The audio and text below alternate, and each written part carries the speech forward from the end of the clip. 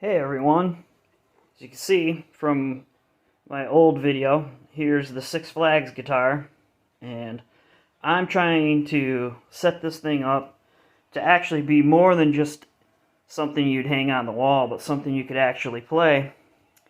As you see, I'm in the middle of changing this up, and here's a little backstory. If you've seen the other video, I got this from a thrift store, and it had some really terrible strings on it, and I've kind of not been paying much attention to it.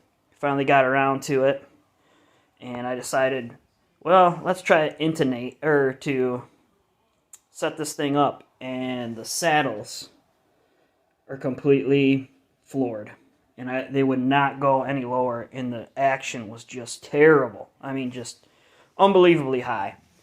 So I took out majority of them, except for a couple you can see here, and replaced them with smaller ones, because, I mean, you're just going to kill your fingers with these things sticking up. And then I tried to tune it up, and it had some terrible intonation. Now, you know, you're saying, well, if it had terrible strings on it, that was probably it. Well, I thought the same thing too, until I noticed how bad the angle on this thing was. I mean, before I took this off, I mean, the angle on this was, I mean, just bent. It was almost like this, you know. I mean, it was ridiculous. So there was no way that you could intonate it, because it was all the way back. It had these all the way back. Even tried taking springs off, still wasn't enough room. Everything was still not even close to being in tune past, you know, maybe the 12th or 13th fret. And so that's when I decided, okay, well, maybe I'll look at the angle. And that's when I noticed the angle was just ridiculous. So what I'm doing is trying to make a shim for this. I've already took the neck off, got it nice and flat. I've leveled all of the fretboard. As you can see here, I've been working on this for a little while now. And these are all level, crowned again. The best that I could do. And so then we're on to the final step here of finding a shim for this. Try and get that angle back. You know,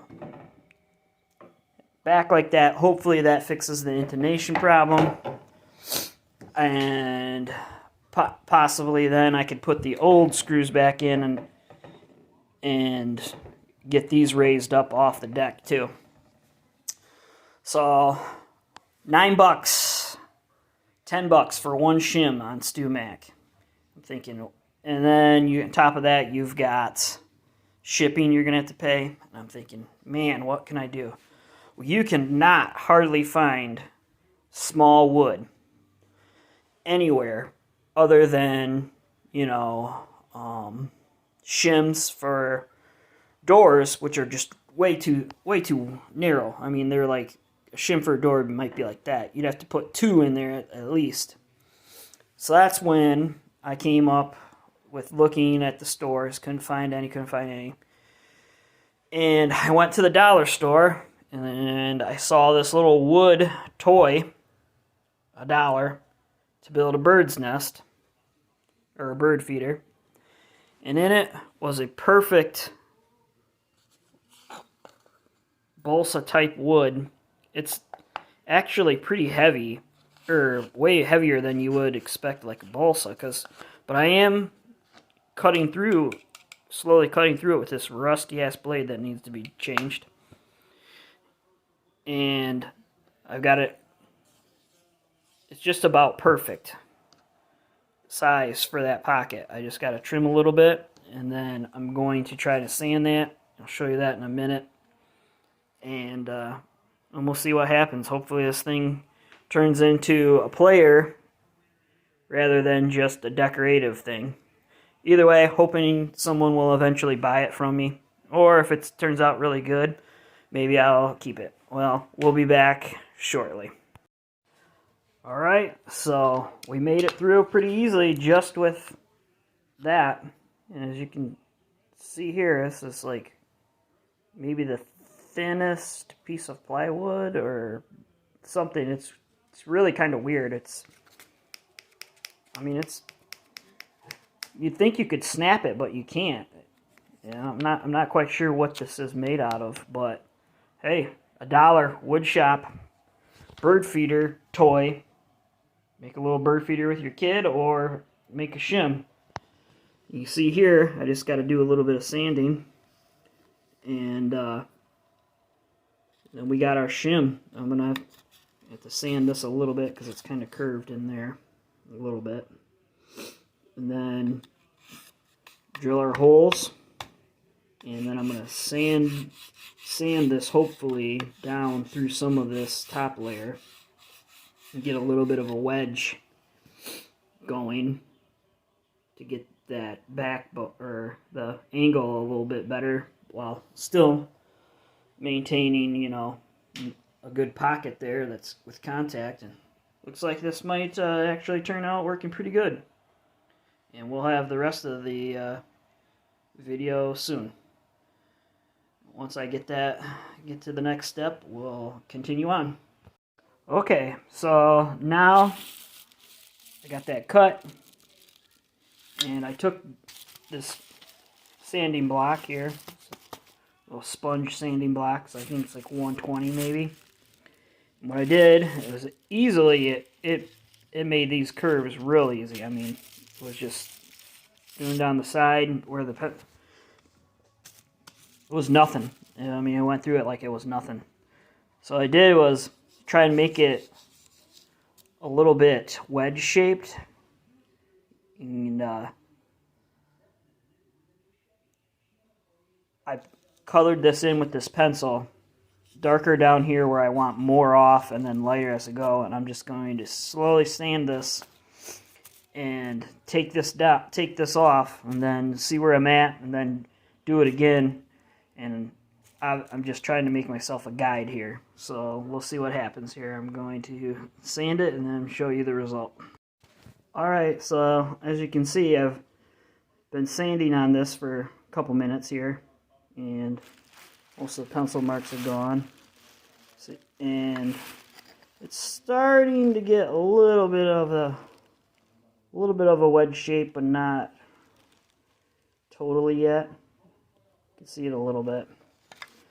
Gonna put the pencil marks back on and keep sanding. Gonna try and keep it flat though. I don't want it to be like oddball, but it's looks like it's gonna work. Alright, just to show you a little bit of what I'm doing here. See, I colored this in real dark, and then I just kind of got lighter, and so I know, and then I was going like this. Now it's gone, I'm going to just move everything up a little bit, and you should get a little bit more wedge. Turn it over, look, see, until I get to about right there maybe. And then I'll turn, if it's all gone, I'll go and do that over again until I get that nice wedge. Alright, so we sanded it down. You can see, sanded all that off. And it's not a real big taper, but you can see there's some taper, but you can see it's starting to pull up and like almost turn up a little bit down here where it's starting to get thinner. I think it's starting to pull it because it's getting thin. So we're just going to go ahead and leave it where it's at right now. I think it'll still work. Gonna pop it in here.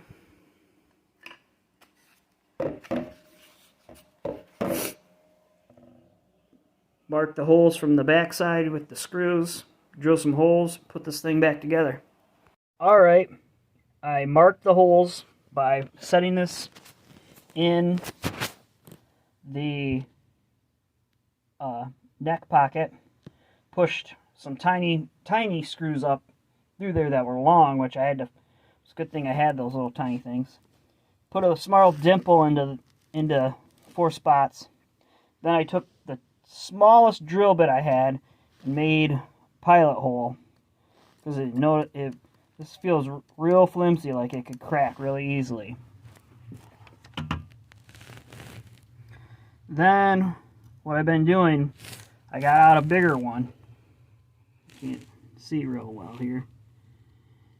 And I put it in that pilot hole. And then I'm just barely tapping. It doesn't take much. And it's hard to do it and hold the phone at the same time, because it's going to spin now.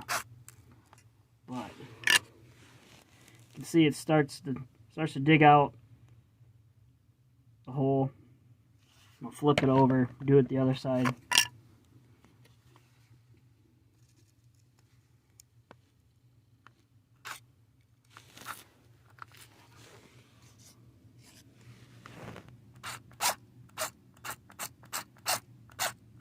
I'm going to have to put the phone down here for a second. Well, as you can see, it did make the pilot hole. So that's how you do it. At least that's how I'm doing it. And hopefully this all works out. In a couple minutes we'll have this thing, we'll sand the edges of these again a little bit. Just get those burrs off, and we'll stick it in there and see if we accomplished anything other than just wasting our time tonight. Alright, moment of truth. There it is in the pocket. Holes are lined up. We're going to throw this thing back together, see what happens. Alright, I'll be back in 2 seconds. Alright, first thing I ran into, probably a tip, would be to start these to make it easy on yourself to hold it all in place when you go to put in, and try to get these as straight as possible. This being a cheap guitar, I don't believe they came out straight, so they're not going in exactly straight either, but they are going through the hole. So let's continue on. Let's get this thing back together again. Let's put this back down in there.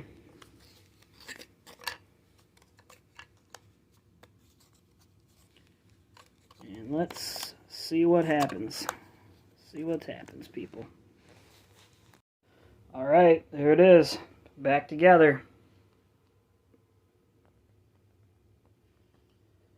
And you see from this side, you can't really tell much of a difference. But then, you're looking down there, you can see it, and then this side, you can definitely see the shim. Being more open on this side. See there. I think I could probably take it down more, and I think that might be a better option. And you could always, I guess, maybe trim a little bit more of this. I could either pencil it black to match, so it doesn't, or that if I so choose, so it's not so noticeable, but I mean it doesn't look horrible. Almost looks like a little bit of binding there. As far as the neck angle, it's probably going to be hard to see, but I mean it's definitely better. Definitely better. The fretboard itself is higher up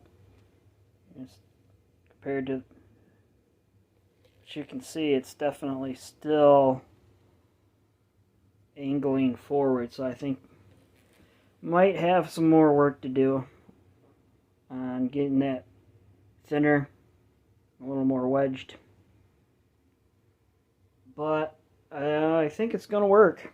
I just going to have to put a little more work into it, and then we'll see what happens with the intonation.